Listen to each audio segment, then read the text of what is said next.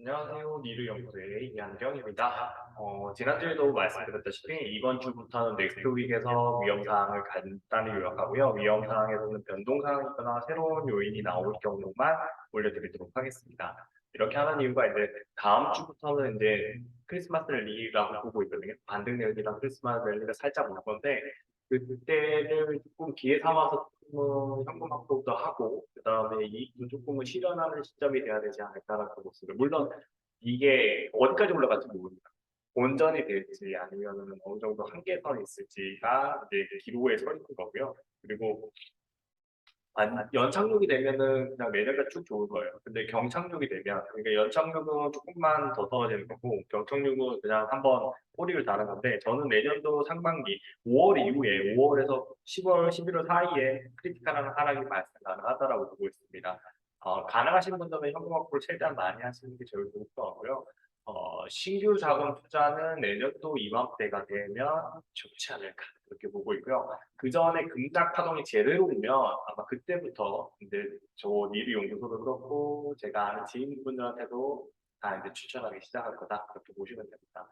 왜냐면 이번에도 레고랜드 사태가 터졌음에도 불구하고 채권 시장에서 적절한 대응이 나왔잖아요. 그리고 다음 달부터 증강 펀드가 가동되기 때문에 그런 부분들로 봤을 때는 정부는 시장이 무너지는 것을 막기 위해서 최선의 노력을 다할 겁니다. 시장 안정성을 유지하려고 한다는 거죠. 부동산 시장도 다 급락하다고 했지만 부동산 시장의 급락은 비이성적인 가입 투자가 발생했을 때 그렇게 되는 겁니다. 그러니까 갭 투자를 너무 심하게 했을 경우가 그런 건데 자기가 감내할 수 있는 사람들은 다 살아남게 되거든요. 그게 한 7, 80% 살아남게 됩니다, 보통. 그 기간이 조금 보통 그러거든요.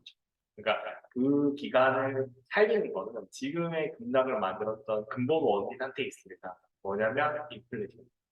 인플레이션이 결국에는 이 모든 사안을 구해줄 거고요. 물건의 가격, 10년 전과 비교하시고요. 2008년도와 비교하시고요. IMF 때와 비교하시면 됩니다. 물건의 가격은 지금 상당히 높습니다. 모든 자산의 가격. 앞으로 계속 그렇게 되는 겁니다.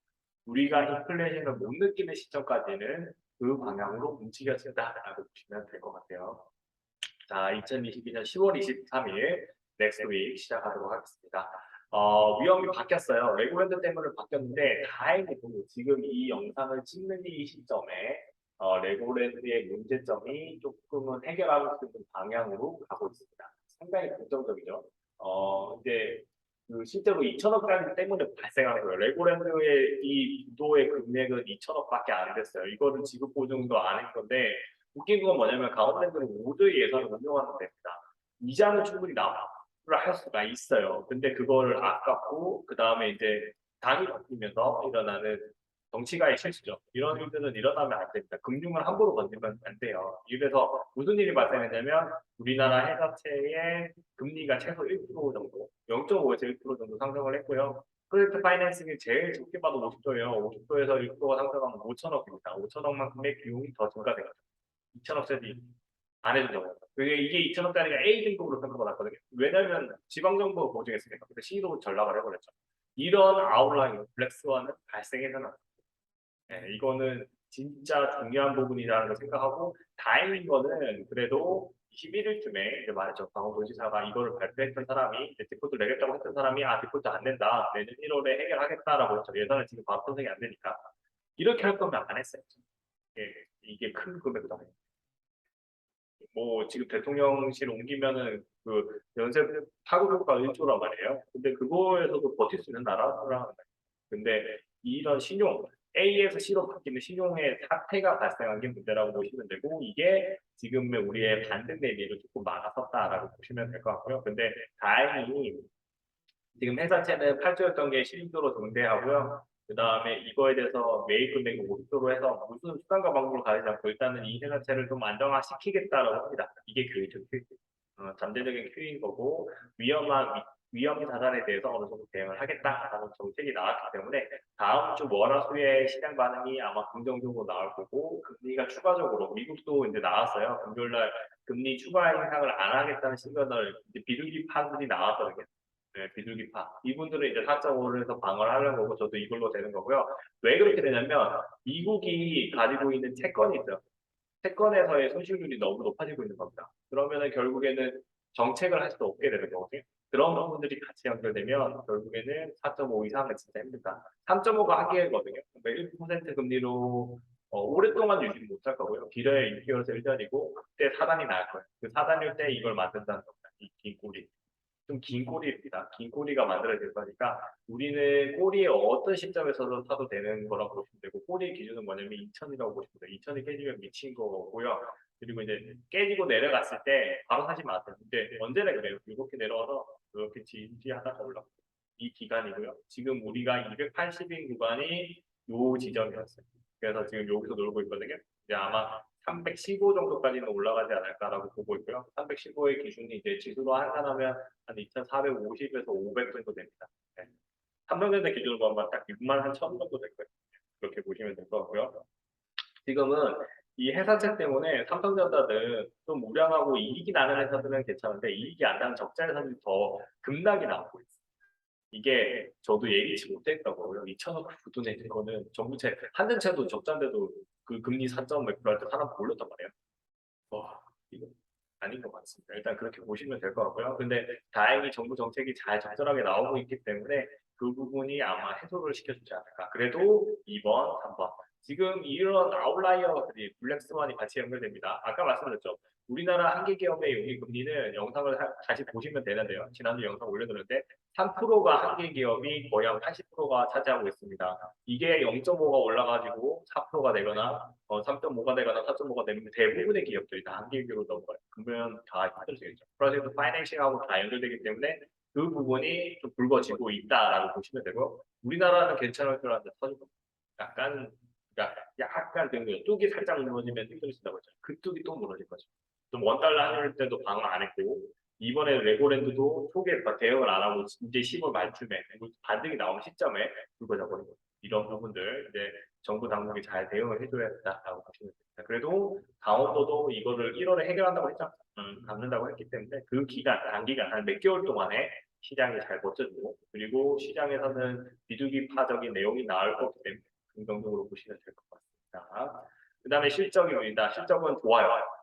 이게 우려를 했었는데 생각보다 우량한 기업들이 좋고 안 좋은 기업들은 안 좋습니다. 그러나 넷플릭스 같은 예를 봤을 때 그러니까 넷플릭스 같은 OTT 시장들이 우리나라 제가 이제 투자했던 CGV나 그런 쪽을 조금 이익을 좀 빼들어가고 있더라고요. 이게 좀 아쉽긴 하지만 그래도 기본적으로는 우리나라 컨텐츠 산업에 대한 믿음은 더 생긴 것 같습니다.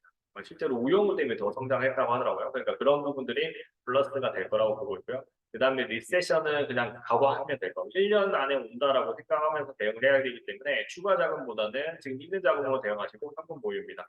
내년도 1년 뒤에 만약에 우리가 꼬리를 다는 시점에 지금 물려 계셔도요. 들어가시면은 다 이익으로 최소 2, 30% 수익 내고 나오실 수 있습니다. 그렇게 보시면서 대응하시면 되고요. 러시아 학점 및 전술핵인데 이제는 겨울이 오잖아요. 겨울이 오면 전쟁하기 힘들어서 러시아는 침공한 시점은 2월이긴 맞지만 겨울이 끝나는 시점이었고요. 이제 라스푸치나라고 해서 진흙이 나오고 그런 시점이 되면은 사실상 추가로 힘들지 않을까라고 보고 있습니다. 이제 우크라이나의 진격이 어디서 마무리가 되느냐 그게 중요한 거고 그러면 전선이 교착화되는 시점부터는 오히려 내년에는 호재로서 작용이 될 수도 있다라고 보시면 되고요. 러시아가 조금은 힘들어져야만 긍정적이라고 보고 있습니다. 그리고 중국 이슈입니다. 중국은 이번에 이제 전대가 끝났잖아요. 시진핑 일당 국제 비슷하게 되어 있는데 그래도 이게 이제 금융정책을 제대로 안 펼쳤단 말이에요. 이제 그 정책을 펼치는 시점이 오지 않았나라고 보고 있습니다. 물론 이게 일당 국제 때는 이제 모택동 시절에 사람들 많이 굶어주고 이상하게 그 중산층 이상의 사람들 중에 공약을 다 해요. 지지층이.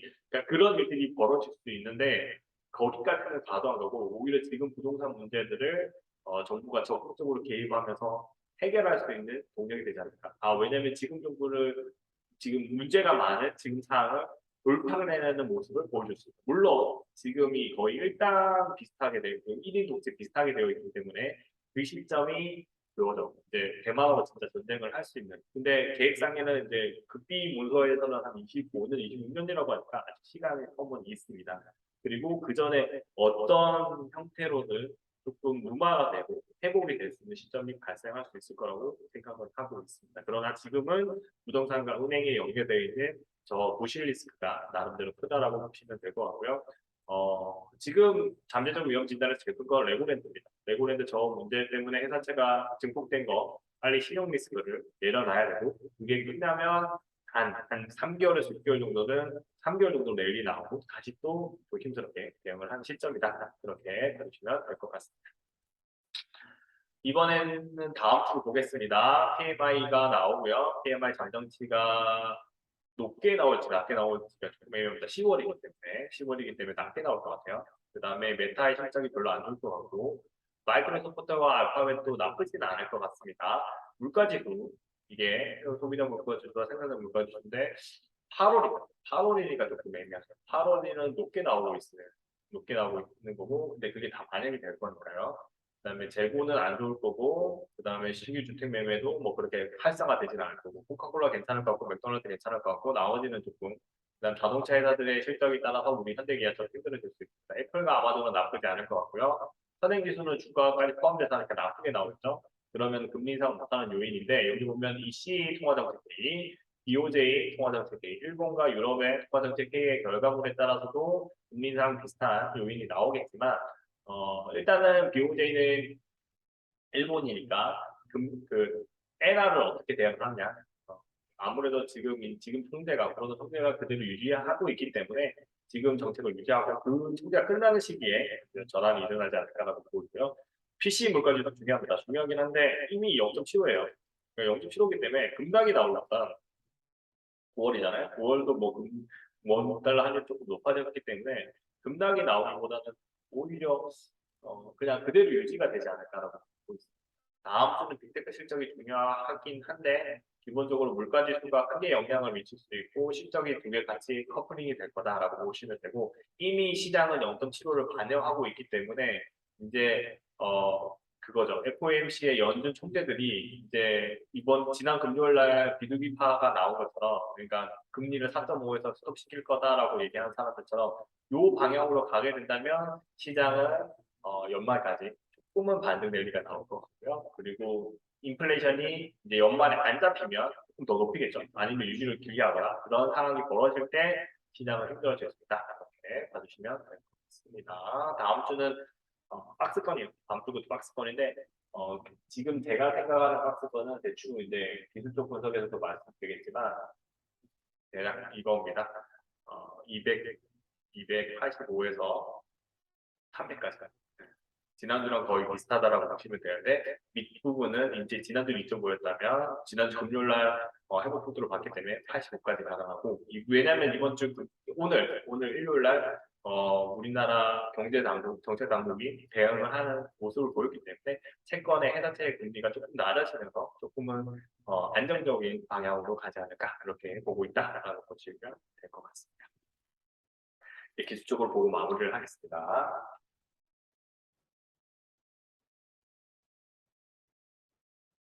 자, 먼저 주요한 선물입니다. 지난주 금요일 날 많은 급등이 났죠. 그러니까 여기서 내려서 다시 바닥을 뚫을 수 있는데 올려버렸어요. 이거 위로 올라선 거거든요. 그러면은 추세가 여기 있는 그 중심선, 21선이 여기서 이걸로 플랫하게, 290을 플랫하게 만들고 올라갈 수 있는 동력이 생겼고요.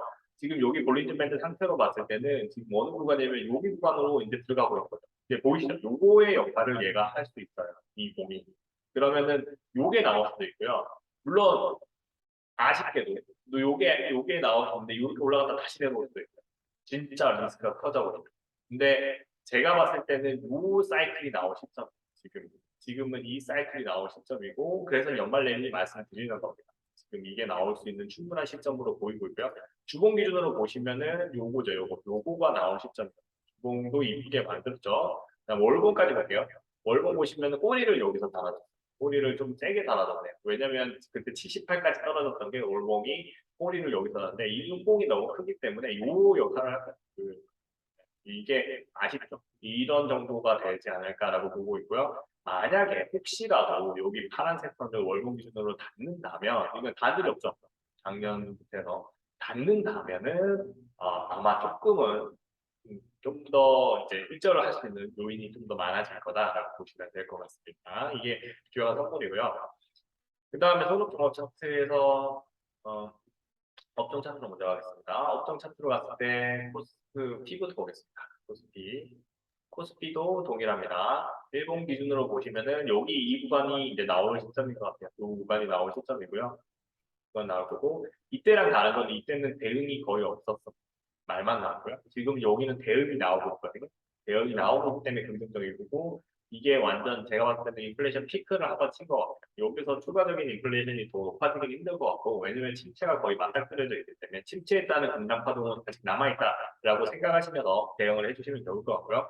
주봉 기준으로 보면 여기 세 번에서 잘 3주 동안 잘 지켰어요. 여기랑 더 비슷한 그런 구간에 가깝습니다. 여기도 되고요. 그러니까 그렇게 보시면 될 것 같고 나쁘진 않고요. 월봉 기준은 보겠습니다. 월봉 기준은 이거 밑으로 내려가는 경우가 별로 없었죠. 여기 이것도 금리 인상 마지막 글자가 코로나. 그러니까 지금 요게 코로나 같은 악재가 발생하면 이렇게 돼요. 진짜.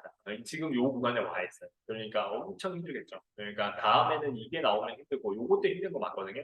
뭐 힘든데 거기까지는 안 갈 것 같고 지금 요것도 진짜 힘든 거예요. 근데 돈으로 다 찍어 누른 거라고 보시면 됩니다. 그리고 재밌는 거는 미국에 있는 투자하는 애들 다 수익이죠. 봄에도 열심히 쳤다는 겁니다. 그러니까 돈으로 찍어 눌러서 수익을 내고 간다라고 보시면 되고 기존의 개인 투자자나 일반 투자자들은 그만큼 지금 힘든 상황에 놓여 있다라고 보시면 됩니다.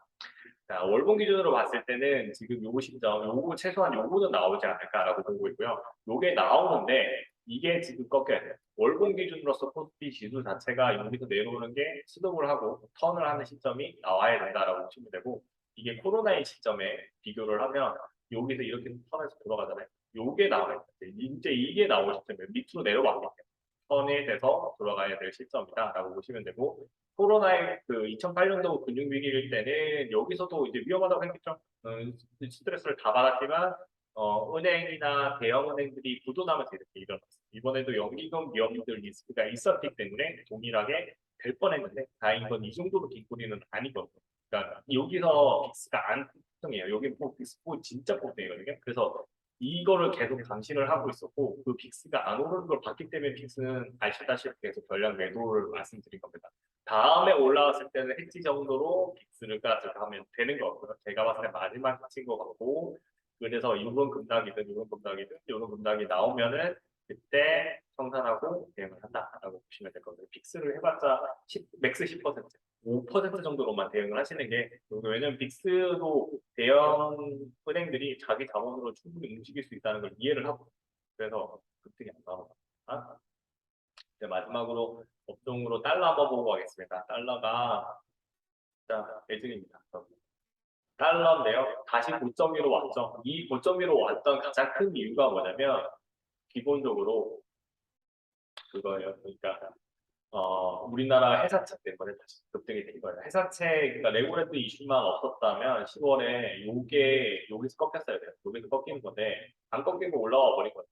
당국이 돈을 투하하더라도 우리나라 채권에 대한 매력도가 A 등급이었던 게 C 등급이 되는 경험을 하게 되면 외국계 자본이 빠져나가는 게 발생한 거라고 보시면 될 것 같습니다.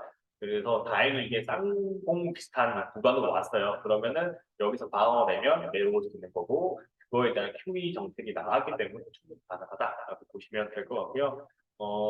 채권에서 이탈률이 더 높아지면 안 되고 지금 상황에서 방어가 되어야 된다. 그렇게 봐주시면 될 것 같고요. 주요관에서 한번 보겠습니다. 주요관에서 뭐 보려면 달러가 여기 또 있거든요. 달러 보시면은 일본 기준 보시면은 내려왔어요. 그만큼 32원까지 내려온 걸로 나오고 있기 때문에 이런 요인을 봤을 때는 다음 주가 정말 중요하겠죠. 달러를 좀 더 때려펴서 최소한 1,400원 초반대, 최소한 여기까지는 한번 내려와 버리면 전체 추세가 조금 무너지거든요. 요거를 깨고 내려와요. 깨고 내려오는 다음 주가 되면 랠리가 연결되면서 달러가 한번 멈춤거리면서 최대 1,000 여기죠? 1,375원까지 떨어질 수 있다. 그렇게 봐주시면 될 것 같습니다. 네, 여기까지가 이번 주 넥스트 윅이고요. 다음 주는 이번에 이제 금융당국의 정책들이 딱 양반이 제대로 먹혀가지고 채권 시장 안정화가 되고 주식시장도 나름대로 랠리가 되고 여기 있는 기업들도 동일하게 그러니까 적자인 기업들이 조금은 숨통을 칠 수 있는 한 주가 되기를 기원합니다. 본 영상이 좋으셨다면 좋아요와 구독 부탁드리겠습니다. 감사합니다.